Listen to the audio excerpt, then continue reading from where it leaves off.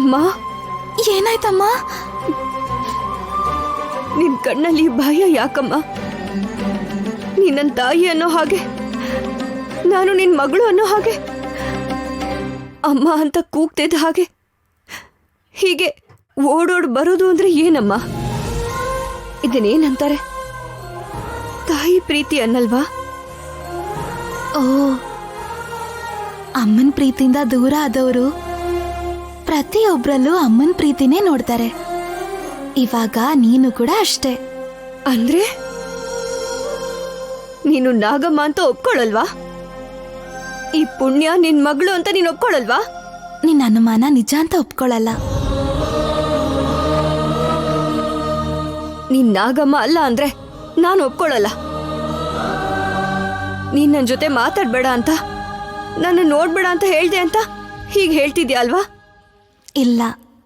ಹಾಗಾದ್ರೆ ನಿನ್ಗೆ ನಾಗೇಶ್ವರ ಕೇಳಿದ ಕೂಡ್ಲೆ ಯಾಕೆ ಆ ಥರ ಎಲ್ಲ ಆಯ್ತು?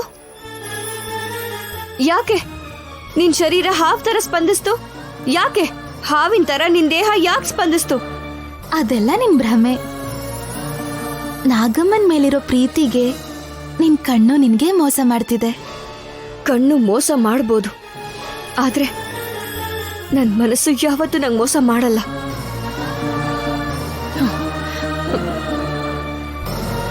ನನ್ ಮೇಲೆ ಆಣೆ ಮಾಡಿ ಹೇಳು.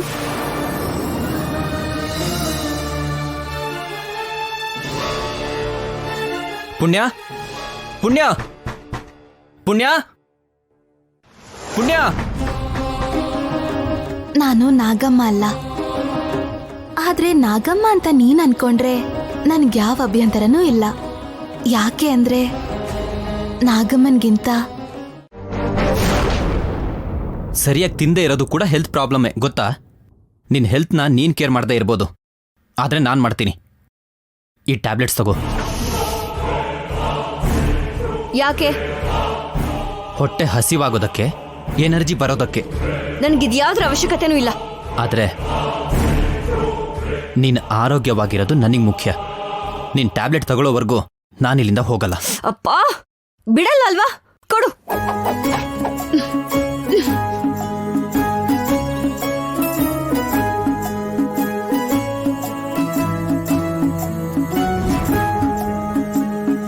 ತಗೋ. ಎಲ್ರೂ ಹಠ ಮಾಡೋರೇ ಸಿಗ್ತಾರೆ. ತಗೊಂಡೆ ಅಲ್ವಾ? ಇವಾಗ ಹೋಗು. ಪುಣ್ಯ, ನನ್ನ ಮೇಲೆ ಕೋಪ ಇದ್ರೆ ನನಗೆ ಬೈಯಿ, ಆಗ್ಲೂ ಸಮಾಧಾನ ಆಗಿಲ್ಲ ಅಂದ್ರೆ ಹೊಡಿ. ಅದನ್ ಬಿಟ್ಟು ಸರಿಯಾಗಿ ಊಟ ಮಾಡದೆ ನಿನ್ನ ಹೆಲ್ತ್ನ ಹಾಳು ಮಾಡ್ಕೋಬೇಡ. ನೀನು ಈ ಥರ ವೀಕ್ ಆಗಿದ್ರೆ ನನ್ನ ಕೈಲದನ್ನ ನೋಡಕ್ಕಾಗಲ್ಲ ಪುಣ್ಯ. ಹಾಗೆ ಆಗ್ಲಪ್ಪ. ಬಕ್ಕ ಸುರಿ ತರ ಚೆನ್ನಾಗಿ ತಿಂತೀನಿ, ಸರಿನಾ? ಹೋಗು ಹೋಗು. ಭಾವ ತೋರಿಸ್ತಿರೋ ಪ್ರೀತಿ ನೋಡ್ತಿದ್ರೆ ಕನ್ಫರ್ಮ್ ಆಗಿ ನನ್ನನ್ನ ಬಿಟ್ಟು ಹೋಗೋ ತರ ಇದೆ. ಆದಷ್ಟು ಬೇಗ ಇದಕ್ಕೆ ಫಿನಿಶಿಂಗ್ ಟಚ್ ಕೊಡ್ಬೇಕು. ಇವರಿಬ್ರು ಪ್ರೀತಿನ ಮುರಿಬೇಕು.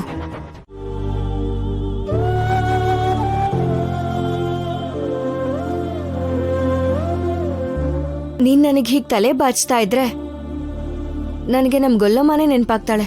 ನಿನ್ ವರ್ತನೆಗಳು, ಮಾತಾಡೋದು ಎಲ್ಲ ಗೊಲ್ಲಮ್ಮನ್ ಥರಾನೇ ಅನ್ಸತ್ತೆ. ಆದ್ರೆ ವಯಸ್ಸಲ್ಲಿ ಮಾತ್ರ ವ್ಯತ್ಯಾಸ. ಅಷ್ಟಕ್ಕೂ ನಾನಂದ್ರೆ ನಿನಗೆ ಯಾಕೆ ಅಷ್ಟಿಷ್ಟ?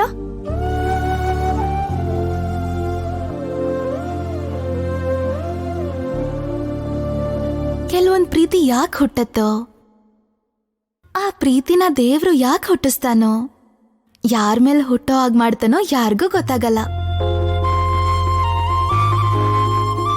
ನೋಡ್ಬೇಕು ಯಾವ ಪ್ರೀತಿ ಹೇಗ್ ಹೋಗತ್ತೋ, ಎಂತ ಪರಿಸ್ಥಿತಿಯ ದಾರಿ ತೋರ್ಸತ್ತೋ.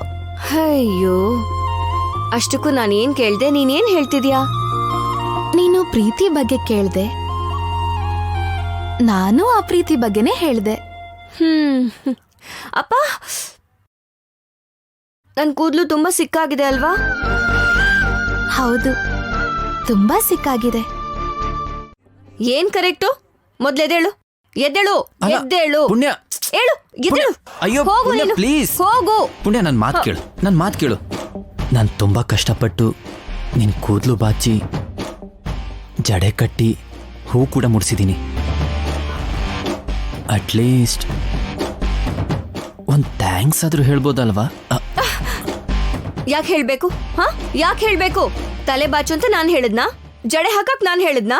ಅಷ್ಟಕ್ಕೂ ಈ ಹೂವು ಯಾಕೆ ಮುಡ್ಸ್ದೆ? ನೋಡಕ್ ತುಂಬಾ ಸುಂದರವಾಗಿತ್ತು. ಇದ್ ನಿಂಗೋಸ್ಕರನೇ ಹುಟ್ಟಿರೋದು ಅನ್ಕೊಂಡೆ.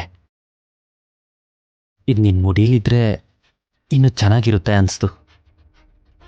ಅದಕ್ಕೆ ಕಿತ್ಕೊಂಡ್ಬಂದ್ಬಿಟ್ಟೆ. ಮಾಡಿರೋ ಕೆಲ್ಸ ಸಾಕು, ಮೊದ್ಲು ಇಲ್ಲಿಂದ ಹೋಗು. ಹೋಗು ಹೋಗು ಹೋಗು. ಹೋಗು ಹೋಗು. ಆ ಹೂವಿಗೆ ಸಂಬಂಧಪಟ್ಟವರು ನಿನ್ಗೋಸ್ಕರ ಕಾಯ್ತಾ ಇರ್ತಾರೆ. ಅಂದ್ರೆ ಪುಣ್ಯನೇನಾ? ಆ ಹೂವು ಪುಣ್ಯದೇ. ಆದ್ರೆ ಇವಳಗ್ ಸೇರೋಕ್ ಮುಂಚೆ ಯಾರ ಹತ್ರ ಇತ್ತು ಯಾರಿಗ್ ಗೊತ್ತು?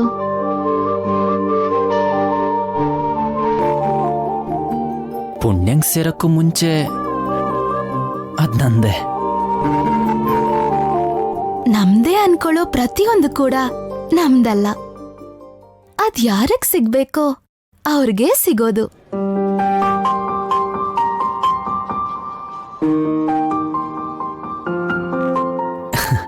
ಏನ್ ಹೂವಾ? ಪುಣ್ಯ. ಅಯ್ಯೋ ಮಾಲಾ, ನೀನ್ ಏನ್ ಹೇಳ್ತಾ ಇದೀಯೋ ನಂಗೆ ಅರ್ಥನೇ ಆಗ್ತಿಲ್ಲ. ನೋಡು, ನಿನಗೆ ಅರ್ಥ ಮಾಡಿಸೋಷ್ಟು ತಾಳ್ಮೆ ನಮ್ ಹತ್ರ ಇಲ್ಲ. ಹೋಗು ಹೋಗು. ನಾನು ಹೋಗಲ್ಲ. ಏನ್ ಮಾಡ್ತೀಯಾ? ಹಾಗಾದ್ರೆ ನೀನ್ ಇಲ್ಲೇ ಇರು, ನಾವೇ ಹೋಗ್ತೀವಿ. ಏ, ನಡಿ ಮಾಲಾ, ಪುಣ್ಯ, ಜಾಗ ಬಿಡು. ಬೇಡ, ಆಗಲ್ಲ. ನೀನ್ ಇಲ್ಲೇ ಇರಬೇಕು. ಥ್ಯಾಂಕ್ಸ್ ಅಂತೂ ಹೇಳಲಿಲ್ಲ. ಅಟ್ಲೀಸ್ಟ್ ಒಂದ್ ಸೆಲ್ಫಿ ಆದ್ರೂ ತಗೊಳ್ಳೋಣ. ಪ್ಲೀಸ್ ಪ್ಲೀಸ್, ನಂಗೋಸ್ಕರ. ಅದೆಲ್ಲ ಆಗಲ್ಲ. ನೀನಂತೂ ಬಿಡಲ್ಲ ಅಲ್ವಾ? ಸರಿ. ಸರಿ, ಈ ಕಡೆ ಬಾ.